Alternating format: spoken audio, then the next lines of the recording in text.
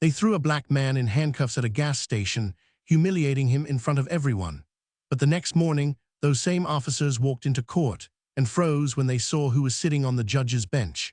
The courtroom was packed beyond capacity, every bench filled, every aisle crowded, the hum of whispered speculation hanging in the air like static.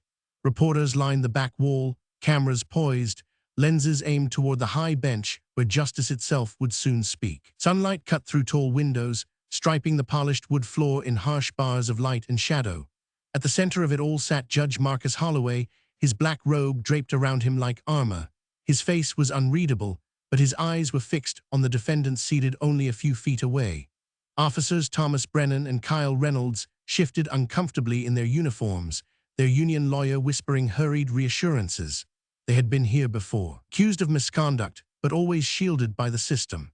This morning was supposed to be no different, another routine hearing, another complaint destined to fade into the endless paperwork of the court. Then Marcus removed his glasses, holding them in one hand as he leaned forward slightly. His voice carried across the silent chamber, steady, calm, but heavy with recognition. "I recognize you both." The words landed with the force of a gavel. Brennan froze, his jaw tightening. Reynolds blinked rapidly, his composure slipping for the first time. The gallery erupted in gasps, a wave of shock rippling through the room as realization dawned. These were the same officers who, just last night, had slammed Judge Holloway against the hood of his own car and locked him in handcuffs like a common criminal. Now the tables had turned, and fate had placed them beneath his judgment. The irony was staggering, almost cinematic, yet the atmosphere was deadly real. Even the seasoned court reporters paused in their typing, sensing history unfolding in front of them. Marcus let the silence stretch, his gaze never wavering from the men who had humiliated him less than 24 hours ago. "Perhaps," he said evenly, "you should have checked my bar card before putting those handcuffs on me." The line drew a sharp intake of breath from the gallery, the tension snapping taut like a rope pulled to its limit. For Brennan and Reynolds, the walls of this courtroom seemed to close in. For everyone else, the story was only beginning. And as the weight of Marcus's words settled over the chamber, the question burned harder than ever. How had things come to this? Marcus Holloway left Jefferson Hospital well past visiting hours, the smell of antiseptic still clinging to his hoodie. His mother had made it through surgery. The doctors said she was stable, but exhaustion had settled deep in his bones. Tonight, he wasn't the man in a tailored robe handing down verdicts. He was just a son who had spent 12 straight hours at bedside, dressed in jeans, sneakers, and a navy blue hoodie chosen for comfort over appearance. His BMW purred down Roosevelt Boulevard until the fuel gauge blinked low. He pulled into a SoCo gas station tucked on the edge of Abington Township, a suburb where his face and skin color rarely blended with the landscape. The fluorescent canopy lights cast everything in harsh white, empty pumps stretching around him like a stage waiting for the next act. Marcus swiped his card and slid the nozzle into the tank, his mind still on his mother's pale hand resting in his own just hours before. That was when he noticed the cruiser. At first it was a shadow circling the lot, headlights sweeping across concrete like a searchlight in prison yards. Then it came around again, slower this time, the two officers inside scanning the pumps. Thomas Brennan and Kyle Reynolds, 3 years as partners, reputations built on proactive policing, which in practice meant high arrest numbers and bruised wrists. Their patrol car moved like a shark scenting blood, tires crunching the gravel edge of the station, eyes locked on Marcus in his hoodie. Inside the cruiser, a dispatch call crackled, a reminder of a string of robberies nearby. Brennan nudged Reynolds and gestured toward pump 3. "Matches the description." Reynolds squinted through the glass. "Black male, medium build, hood up. Could be our guy." The description was as vague as smoke, but for them it was enough. Marcus felt it before he saw them pull closer, the prickling sense of being watched. He replaced the nozzle slowly, screwing on the cap, the muscles in his back tightening. The neighborhood was quiet, just the low hum of fluorescent bulbs and the buzz of a distant highway. Yet the cruiser eased in behind his car, blocking his exit, deliberate, calculated.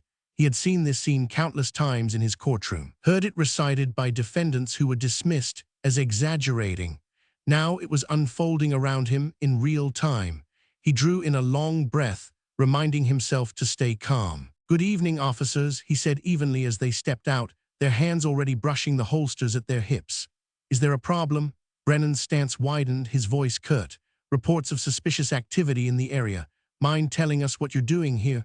The question was absurd, Marcus still holding the pump handle, the scent of gasoline strong in the air. Just getting gas on my way home from the hospital. My mother had surgery, he replied.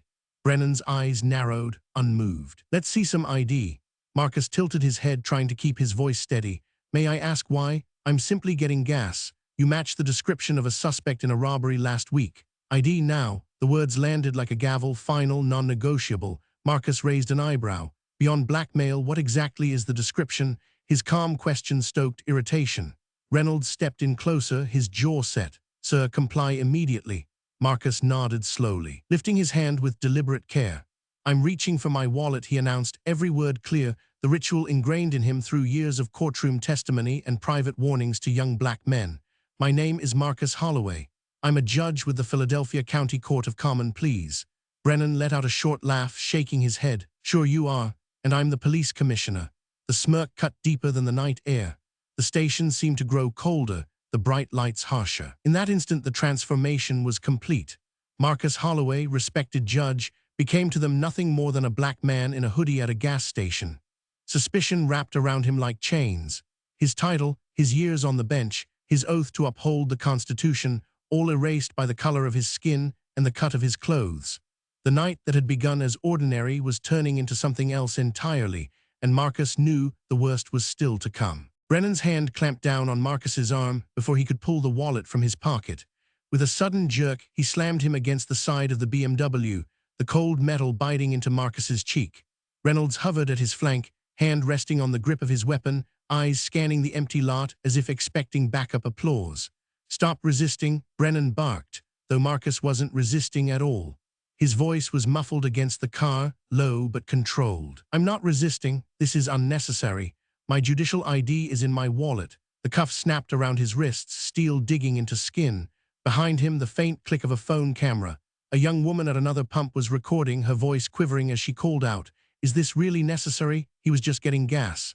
"Ma'am, stay back," Reynolds ordered without turning, his palm still heavy on his gun. "This is police business." The humiliation was total for Marcus. Each movement was a cruel inversion of the courtroom rituals he knew so well. He had sworn in officers, listened to their reports, ruled on their arrests. Now he was shoved forward like contraband, reduced from arbiter to suspect in a matter of minutes. From the station store, Mr. Patel burst out, the door chimed jangling above his frantic footsteps. "Officers, wait. I know this man. He's a judge, a regular here. Please, this is a mistake." Brennan's glare cut him down. "Sir, return to the building, or you'll be charged with interfering." Patel froze, eyes wide with helplessness as they forced Marcus into the back of the cruiser, his head pushed low as though he were dangerous. Through the glass, Marcus caught Patel's eye and said evenly, "Call Diane Chin at the courthouse. Tell her what's happening." Patel nodded quickly, retreating as the door slammed shut. The ride to the station lasted less than 10 minutes, but for Marcus it felt like an eternity. The cuffs gnawed at his wrists with every bump. Brennan and Reynolds talked casually in the front, as if transporting groceries. "Got another one claiming to be important," Brennan chuckled. "Last week it was some guy saying he was the mayor's cousin." Reynolds smirked. "Or that woman swearing she was a neurosurgeon. Turned out she had 3 warrants." Marcus sat silent, knowing any protest would only be twisted. The brick station squatted under harsh fluorescent lights. Inside the booking area, the air smelled of sweat and stale coffee. The sergeant at the desk barely looked up as Brennan shoved Marcus forward. "Gas station loiterer matches a robbery suspect. Claims he's a judge." The last words sparked laughter from 2 officers finishing paperwork nearby. Marcus straightened his back, his voice measured, resonant even in humiliation. "My name is Marcus Holloway. I am a judge of the Philadelphia County Court of Common Pleas. I demand my phone call immediately." The sergeant smirked, unimpressed. "Sure you are. Empty your pockets." Marcus kept his gaze steady. "I'd like to make my phone call first, as is my right."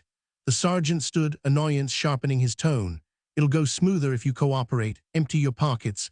Marcus gestured to the cuffs still biting his wrists. "I cannot, while restrained. I know my rights."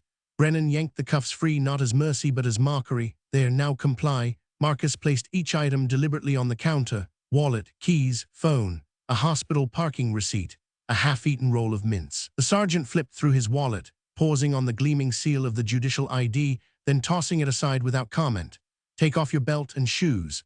Marcus obeyed, the cold floor seeping into his socks. Each item stripped felt like another layer of dignity torn away. He thought of the defendants who had stood here before, voiceless, powerless. Was this what they felt day after day, with no one to believe them? Then came the voice that broke the routine.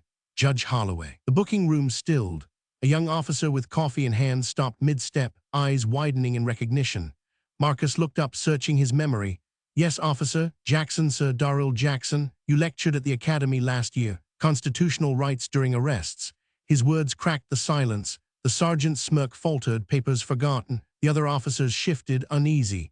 Jackson stepped closer, voice unsteady but firm. He's telling the truth. He is a judge. The words hit the room like a gavel. For the first time that night, the balance shifted, fragile but undeniable. Brennan's jaw clenched, Reynolds's eyes flickered with doubt, and Marcus, still bruised from the cold metal of his car, stood taller. The humiliation had not vanished, but a seed had been planted. Recognition, truth, a crack in the wall of denial. The Holloway home in Chestnut Hill was usually a refuge, a place where the scent of vanilla candles and the murmur of family conversations washed away the weight of the courtroom. But that night, the air was heavy, the television glowing in the corner with grainy cell phone footage replayed on every channel. There he was on the screen, Marcus Holloway, pressed against his own car, handcuffs biting into his wrists. The words scrolled beneath in stark letters. Philadelphia judge arrested at gas station. Jamal paced the living room, phone still in his hand, his voice edged with fury. I did everything right, Dad. Hands visible, no sudden moves, yes sir, no sir. I did everything you taught me, and they still, he broke off, his fists clenching, his 17-year-old frame trembling with anger. Zora, quieter but no less shaken, stood near the hallway, her eyes wide. They didn't see you as a judge, she whispered. Just a black man. The words hung in the room like smoke no one could breathe through. Marcus sat on the sofa, still in the same hoodie from the night before, his belongings scattered on the coffee table, evidence of the indignity he had endured. Vanessa stood behind him, arms crossed tightly, her lawyer's mind already racing. We need to file suit first thing in the morning. This is clear racial profiling. It's assault. They need to pay for what they did to you. Marcus lifted his gaze to her, calm but weary. Not yet. Vanessa's eyes narrowed. Not yet. They humiliated you, Marcus, in front of witnesses, with video that's already viral. This is the clearest case I've ever seen. Every civil rights organization in the country will be on our side. He shook his head slowly. That's not the way. Jamal slammed his phone down on the table, the screen lighting up with hundreds of notifications. People are already outraged. Hashtags everywhere, Dad. Everyone's saying your name. This is the moment to act. Marcus leaned forward, resting his elbows on his knees, his voice quiet but firm. And what lesson do I leave you with if my only response is revenge? The room went still. On the television, the footage looped again, Brennan's hand forcing Marcus's head down as though he were dangerous. Zora sank onto the sofa beside him, curling into his shoulder. You did everything right, Dad, and it didn't matter. Marcus wrapped his arm around her, his chest tight. That is the reality we live in, but it is not the only reality we can create. Vanessa moved closer, her frustration sharpening. Then what do you propose? Sit back, wait for their internal review to dismiss it like every other complaint. Marcus looked at each of them in turn, at the anger in his son, the fear in his daughter, the determination in his wife. His voice steadied. I need to be in court tomorrow, on the bench. Silence followed, heavy and disbelieving. Jamal stared at him as if he hadn't heard right. Vanessa's mouth parted, ready to argue. Then closed again. Marcus continued. If I walk into that courtroom tomorrow as a plaintiff, I am one man seeking compensation. But if I sit in that chair as a judge, I hold the system itself accountable. Do you understand the difference? Outside the window, the neighborhood was quiet, but online the world was on fire. Messages poured in, reporters called, activists tagged his name alongside words like justice and reform. What had begun as one humiliating night at a gas station had ignited something larger, something raw and unstoppable. Marcus leaned back, holding his daughter close, watching his son pace, meeting his wife's steady gaze. The storm had only just begun, and tomorrow it would break inside the walls of his own courtroom. Morning light filtered through the high windows of courtroom 4B, dust motes swirling in the shafts of brightness that cut across the crowded benches. The gallery was already full before the docket began, reporters jostling for space in the back, cameras flashing as community activists waved small signs demanding accountability. Police officers filled the first few rows in silent solidarity, their uniforms a wall of blue. at the defense table. Brennan and Reynolds sat side by side, their union attorney Maxwell Gordon whispering in their ears. Brennan smirked, leaning back in his chair as if the outcome were already decided. Reynolds forced a smile, but his eyes darted nervously around the room. To them, this was routine. Another misconduct complaint, another hearing presided over by a judge they expected to be sympathetic. Their record of skating through these proceedings was spotless. "All rise," the bailiff's voice rang out. The room shifted as the heavy wooden doors opened. Every camera in the room tilted as Marcus Holloway entered, his black judicial robe flowing like a shadow of authority. He carried no expression, only the controlled gravity of a man stepping into battle. Brennan's grin vanished mid-breath. Reynolds blinked, his face paling as he whispered frantically to Gordon. The gallery gasped audibly, the sound cascading through the chamber like a wave. They all knew. The judge who had been profiled and handcuffed at a gas station less than 24 hours ago was now presiding over the very officers who had put him there. Marcus took his seat slowly, arranging the files in front of him with deliberate calm. The gavel struck once. "Be seated." The courtroom lowered into an uneasy silence. Gordon rose quickly, his confidence loud in his polished suit. "Your Honor, in light of recent events, we respectfully move for your immediate recusal. No reasonable observer could expect impartiality when my clients were personally involved in an incident with the presiding judge just last night." Marcus's gaze was steady, his voice measured. "Your objection is noted, Counselor." Gordon pressed on, his tone sharpening.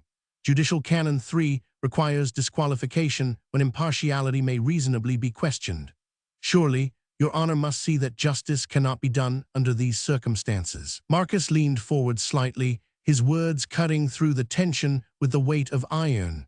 "Justice must be blind, Counselor, blind to prejudice, not to reality." A murmur rippled through the gallery, a mixture of awe and approval. Gordon faltered, caught off guard, his rebuttal dying on his lips. Marcus continued evenly.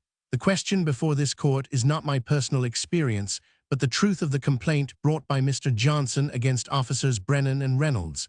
This court will proceed, and all objections are preserved for the record."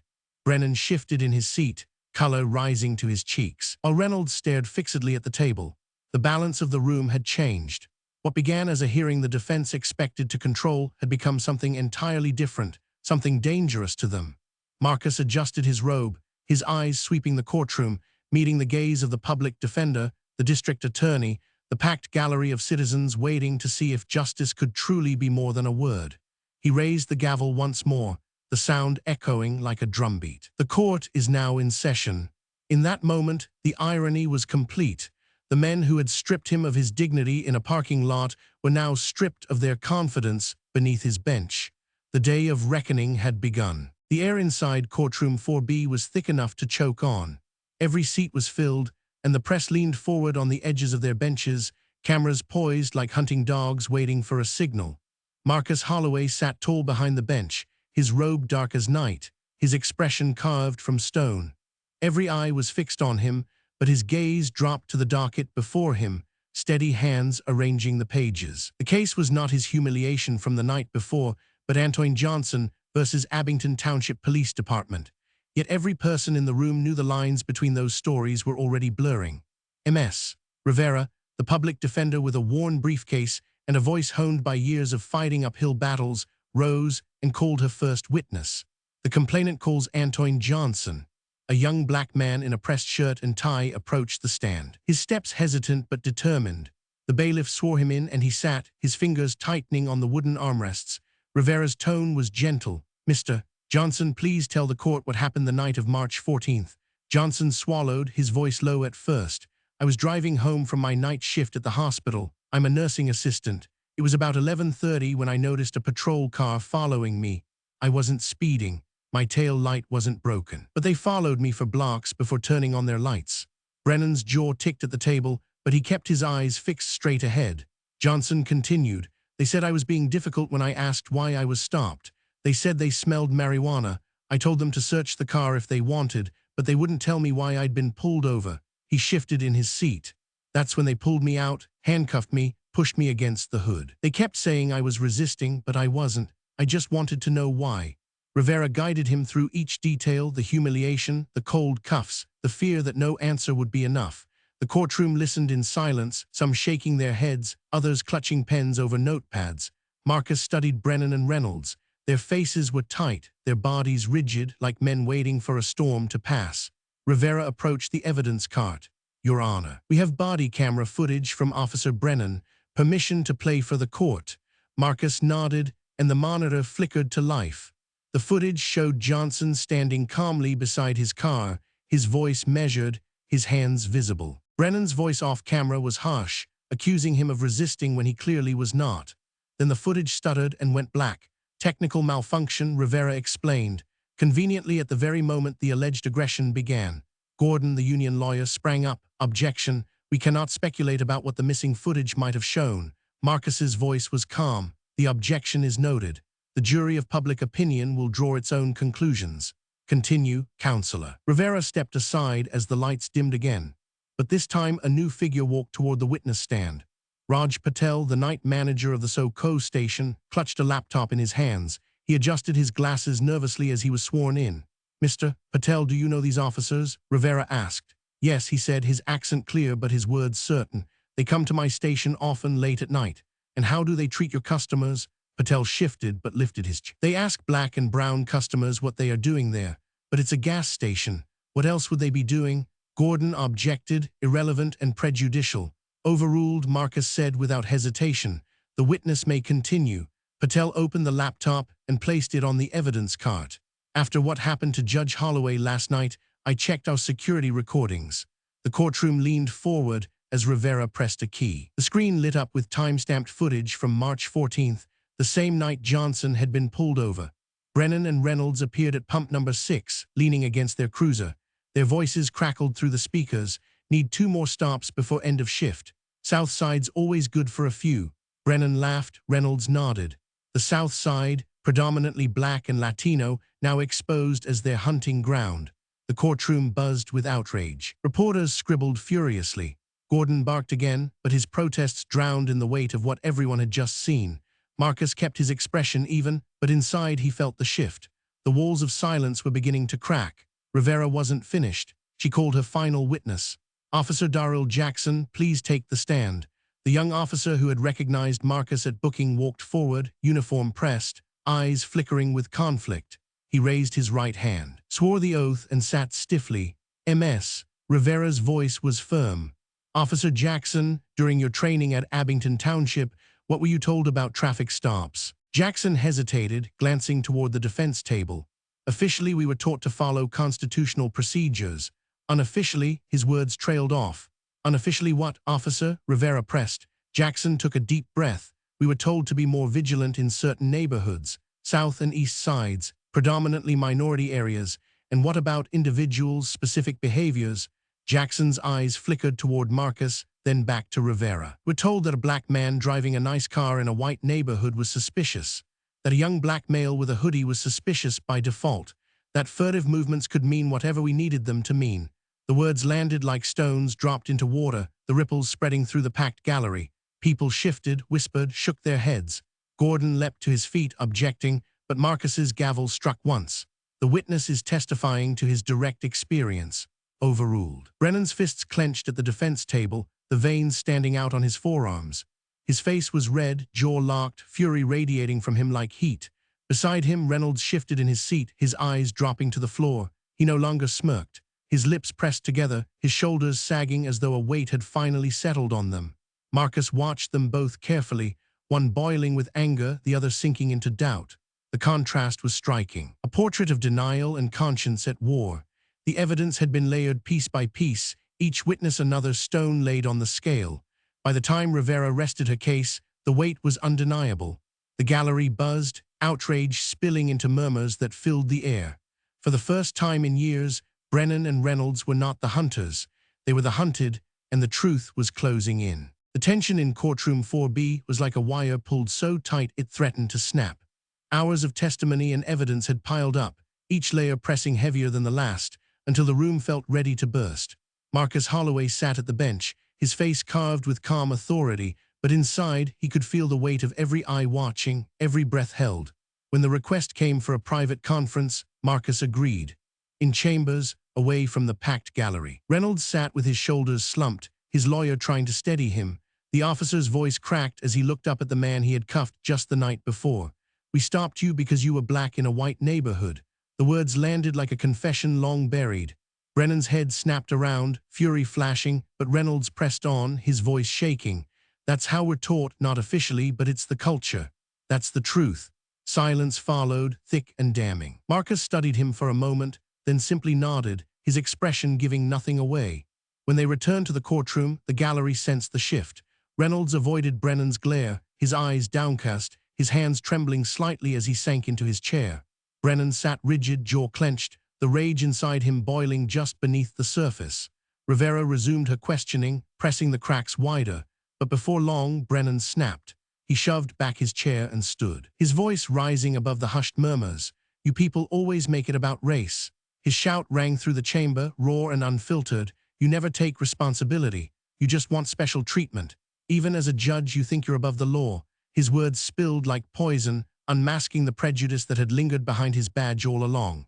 Gasps echoed from the gallery, reporters' pens flew across pages, cameras clicked furiously. Reynolds leaned away from him, shame etched on his face, while Gordon, their lawyer, buried his head in his hands, knowing the damage was irreversible. Marcus waited, allowing the silence that followed to stretch and deepen, letting everyone in that courtroom feel the full weight of Brennan's outburst. Then, with a single strike of his gavel, he cut through the chaos. "Enough." His voice was firm, even, carrying the resonance of judgment. "Officer Brennan, your comments are now part of the official record. You have revealed your true character under pressure, and this court will take that into account." The room quieted, all eyes fixed on the bench. Marcus leaned forward, his tone deliberate, each word measured. "This court finds that Officers Brennan and Reynolds violated Mr. Johnson's constitutional rights through racial profiling and excessive force. Furthermore, the evidence demonstrates these violations are not isolated acts, but symptoms of a larger system that rewards misconduct and punishes integrity." He paused, letting the words sink in. "Therefore, this court orders the following. Officers Brennan and Reynolds are suspended without pay for 6 months and required to complete comprehensive retraining in constitutional policing and implicit bias before any consideration of reinstatement." Brennan's face drained of color, the smirk that had carried him into this room shattered into silence. Reynolds sat frozen, the weight of both guilt and relief washing over him. Marcus's gaze shifted to the representatives of the department. "Second, the Abington Township Police Department is hereby ordered to revise its performance metrics. No longer will arrest quotas or stop counts define success. Constitutional compliance and community trust will be the standard. Third, a civilian oversight committee is established with authority to review complaints, evaluate body camera footage, and recommend disciplinary action. Community members from the neighborhoods most affected will hold seats on this committee." He turned at last to Antoine Johnson, who sat at the plaintiff's table with tears threatening at the corners of his eyes. "Mr. Johnson will receive compensation for the unlawful detention and violation of his rights. The amount will be determined in subsequent proceedings." Johnson nodded, his voice lost, but his gratitude clear. Marcus's gavel struck once more, the echo reverberating through the chamber like a final chord. Justice cannot exist without accountability, but true justice requires transformation.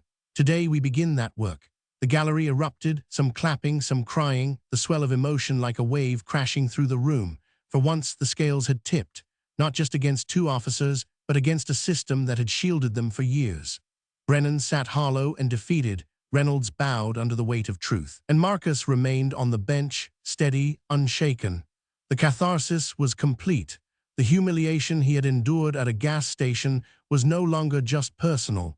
It had become the catalyst for systemic change. And as the court adjourned, everyone knew this was not the end. It was the beginning of something far larger. 6 months later, the community center was overflowing, folding chairs set up in every corner, the air buzzing with the kind of energy that comes when old walls start to crack. The first meeting of the Civilian Oversight Committee had drawn not just officials and lawyers, but neighbors, pastors, shopkeepers, even uniformed officers who now sat side by side with the very people who once feared them. At the front of the room, Marcus Holloway stood at the podium, not in a robe, but in a simple suit, his voice steady as he addressed the crowd. "This commission exists because of all of you," he said. Real change happens when those who enforce the law and those who live under it sit at the same table. In the front row, Antoine Johnson listened intently, a stack of textbooks in his lap. He had enrolled in law school with the settlement he received, determined to turn one night of humiliation into a lifetime of advocacy. Near the back, Raj Patel smiled quietly, a brass plaque now hanging outside his gas station with 3 simple words etched across it. Justice began here. Officer Reynolds sat among his colleagues, no longer the cocky enforcer, but a man who had chosen to stay, to work within the new system. His presence carried unease from some community members, but also a growing respect for his willingness to acknowledge the past and push for reform. And in the last row, Thomas Brennan sat in silence, hands clasped, eyes down. He had completed the mandatory training, returned to duty, but his struggle was inward. Some days defiance, some days reflection, a man caught between the world he had known and the one trying to emerge. When the meeting ended and voices spilled into the evening, Marcus drove alone to the SoCo gas station. The same fluorescent lights still buzzed, the same pump still gleamed under the canopy. Patel waved from inside, but Marcus's eyes fell on a young black man standing at pump number 4. His car hood was up, his posture tense as a patrol cruiser rolled slowly past. Even as the officer inside nodded politely, the young man's shoulders remained tight, his eyes watchful. Marcus felt the sting of recognition. Progress had been made, but not enough to erase centuries of caution. He stepped out of his car, the night air cool against his face, and whispered softly, almost to himself, "Not perfect, but better, and better is worth fighting for." If you enjoyed this story, let us know in the comments. And don't forget to like, share, and subscribe for more inspiring stories.